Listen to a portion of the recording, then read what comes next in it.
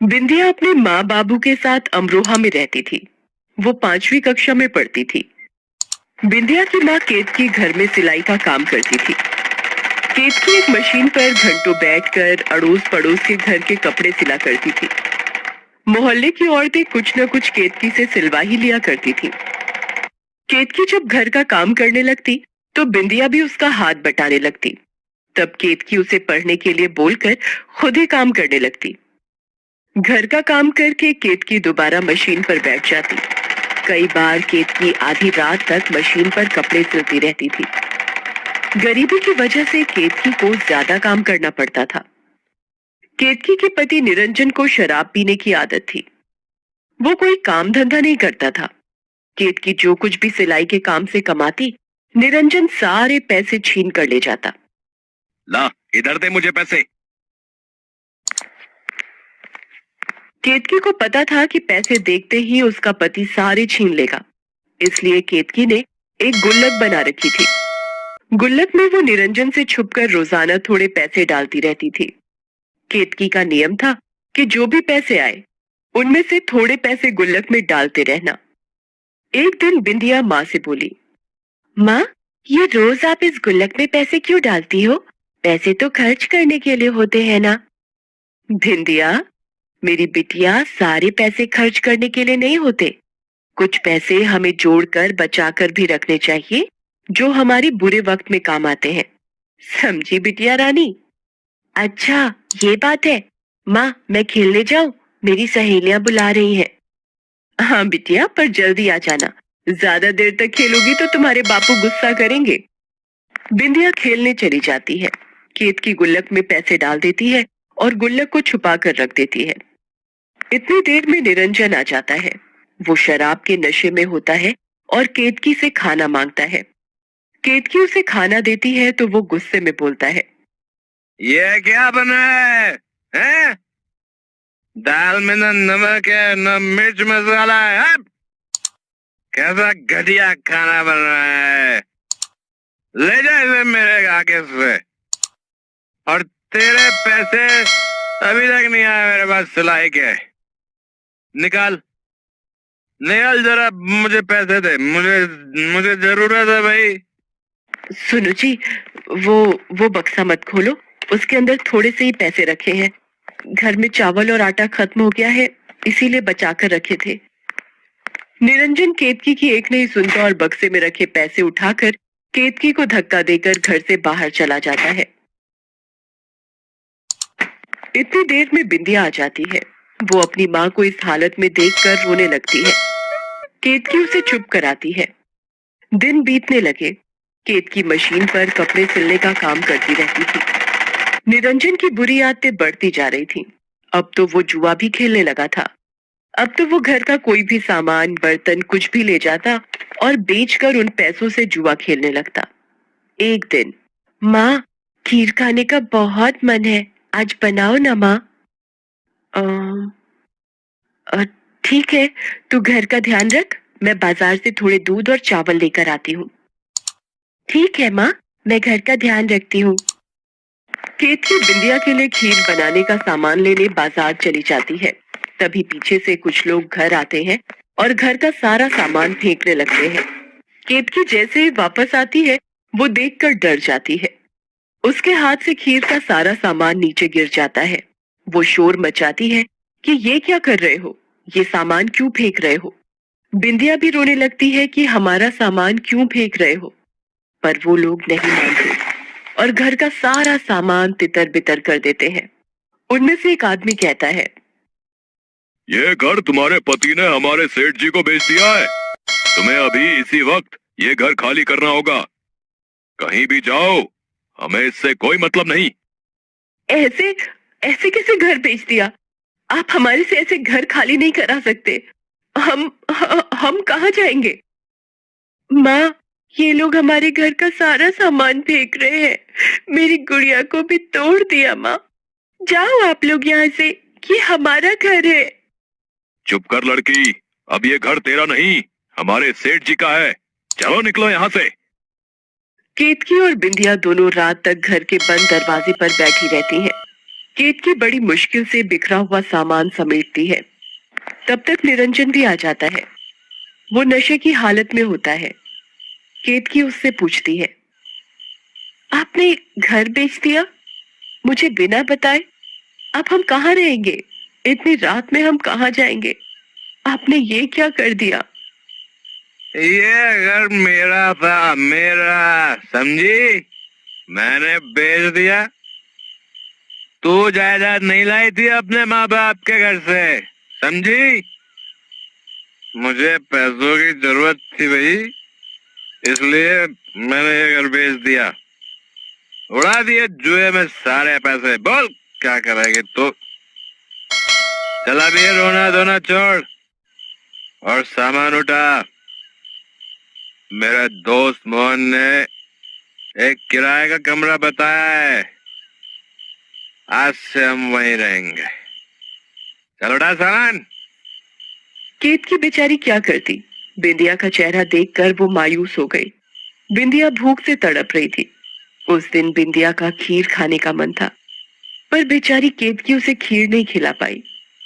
उसकी गरीबी, उसकी बदनसीबी, दोनों उसकी जिंदगी में दुखों का पहाड़ बनकर खड़े थे।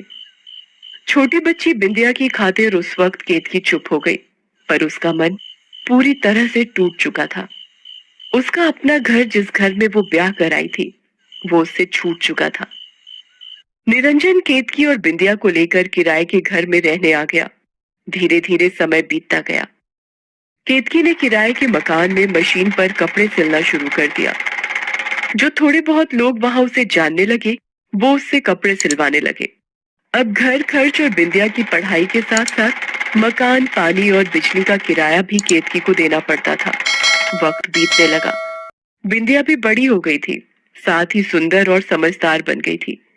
पर गरीबी की वजह से बिंदिया आगे नहीं बढ़ पाई और घर पर ही माँ का हाथ बटाने लगी। केतकी की उम्र बढ़ गई थी। मशीन पर कपड़े सिलते समय उसकी नजर भी कमजोर हो गई थी। बिंदिया केतकी को ज्यादा काम करने के लिए मना करती थी, पर गरीबी में पैसों की जरूरत में केतकी अपने शरीर से ज्यादा काम लेने लगी। धीरे धीरे उसकी तबीयत खराब रहने लगी। निरंजन सारा सारा दिन घर नहीं आता था। केतकी बीमार रहने लगी। बिंदिया सारा दिन माँ की सेवा करती। केतकी को अब बस बिंदिया की शादी की चिंता थी कि उसके जीते जी बिंदिया की शादी हो जाए। एक दिन अरे कांता दीदी, आप? बहुत दिनों बाद आना हुआ। कब से आपसे मिलने का मन था। हाँ केतकी, सोचा कि तुमसे मिलाऊं। कुछ सालों से गांव में ही थी, दोबारा अमरोहा वापस आ गई हूँ। कल आई तो पता चला कि तुमने अपना मकान बेच दिया और यहाँ किराए पर रहने आ गई। कई सालों से गांव में ही थी तो तुम्हारी कोई खोज खबर ही नहीं थी। क्या बात है केतकी, तुम्हारी तबीयत ठीक नहीं लग रही? कुछ नहीं कांता दीदी, वो मौसम का असर है, अपने आप ठीक हो जाएगा। बिंदिया, बिंदिया, कांता दीदी आई है, उनके लिए चाय बना ला। ये तुम्हारी बेटी बिंदिया तो बहुत बड़ी हो गई, जब देखा था तब तो बहुत छोटी थी। इसकी शादी की कहीं बात की? नहीं मौसी, हम गरीब लोग हैं, इतनी आसानी से लड़का कैसे मिलेगा। बस इसी की शादी की चिंता सताती रहती है। मेरी तबीयत भी ठीक नहीं रहती। मेरे जीते जी इसकी शादी हो जाए, बस मेरी सारी चिंताएं दूर हो जाएंगी। निरंजन का तो आपको पता है, उनकी आदतें अभी भी वैसी की वैसी ही हैं। तुम अगर कहो तो मेरी नजर में एक लड़का है, जिसे एक सुशील समझदार लड़की चाहिए। बिंदिया दिखने में सुंदर है, उसे पसंद आ जाएगी। लड़का कपड़े की दुकान पर नौकरी करता है, कोई खाने पीने की आदत नहीं है, बस लड़की घरेलू चाहते हैं। कांता दीदी, आप बात कर लो। अगर बिंदिया का रिश्ता हो जाता है तो मेरी सारी चिंताएं दूर हो जाएंगी और मैं आराम से मर सकूंगी। माँ, तुम ये मरने की बातें मत किया करो। कांता मौसी, समझाओ माँ को, ये हर वक्त मरने की बात करती रहती है। कांता दीदी के कहने पर लड़के वाले बिंदिया को देखने आते हैं और शादी के लिए हाँ कर देते हैं। बिंदिया का रिश्ता पक्का होने पर केतकी बहुत खुश होती है।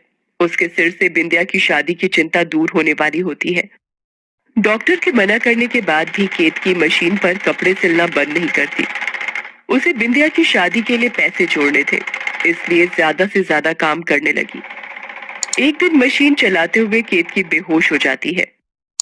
डॉक्टर केतकी का चेकअप करता है और बिंदिया से कहता है कि ज्यादा कमजोरी और शरीर का ध्यान न रखने की वजह से केतकी को हार्ट अटैक आया और वो स्वर्ग से धार जाती है।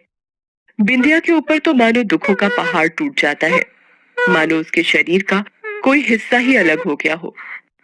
वो रो रो कर माँ माँ चिल्लाने लगती है। माँ तुम कहाँ चली गई? माँ तुमने मुझसे वादा किया था कि तुम मुझे अकेला छोड़कर नहीं जाओगी। मैं किसके सहारे जीऊंगी माँ? नहीं माँ, तुम मुझे छोड़कर नहीं जा सकती। मैं इस दुनिया में बिल्कुल अकेली पड़ जाऊंगी माँ। माँ, माँ देखो कुछ दिनों बाद मेरी शादी है। मैं किसके सहारे डोली में विदा होंगी माँ? माँ वापस आ जाओ, उठो माँ उठो। तभी कोई उसके सिर पर हाथ रखता है। वो कोई और नहीं बल्कि उसका पिता निरंजन होता है। बिंदिया रोते हुए उससे कहती है, बापू देखो माँ चली गई। इस दुनिया में माँ मुझे अकेला छोड़ गई। मुझसे रूठ गई मेरी माँ। केतकी, मुझे माफ कर दे।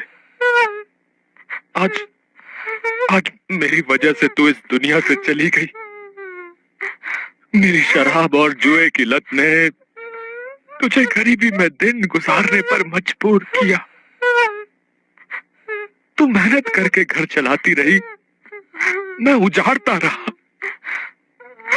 मैं आज के बाद कभी भी शराब और जुए को हाथ नहीं लगाऊंगा केतकी।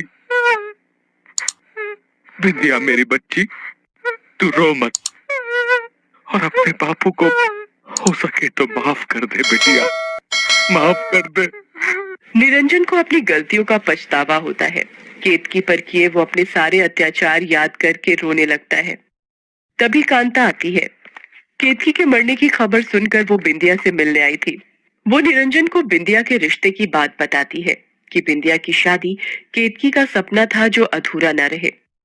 निरंजन लड़के वालों से शादी की तारीख निकलवाने को कह तो देता है, पर निरंजन सोच में डूब जाता है कि वो शादी की तैयारियां कैसे करेगा। उसने तो सब कुछ शराब और जुए में बर्बाद कर दिया था। तभी बिंदिया उसके पास आती है।